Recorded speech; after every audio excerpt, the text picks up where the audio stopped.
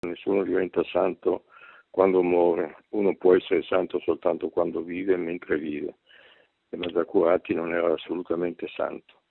È una persona, tra tutti quelli della, tra virgolette, banda Mose, era l'unico che davvero credeva da un punto di vista tecnico-scientifico al progetto.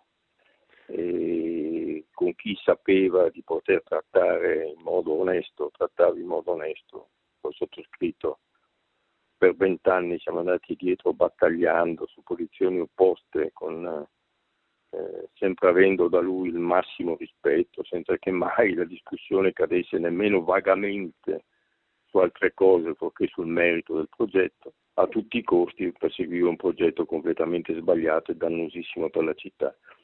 Il sottoscritto è stato praticamente l'unico a combatterlo e questo ha prodotto in lui, in Mazzacurati, sicuramente una grande stima nei miei confronti. Sono stato l'unico a dire che era un progetto dannosissimo per la città, che avrebbe distolto dalla città somme enormi che sarebbero state usate assai meglio altrimenti.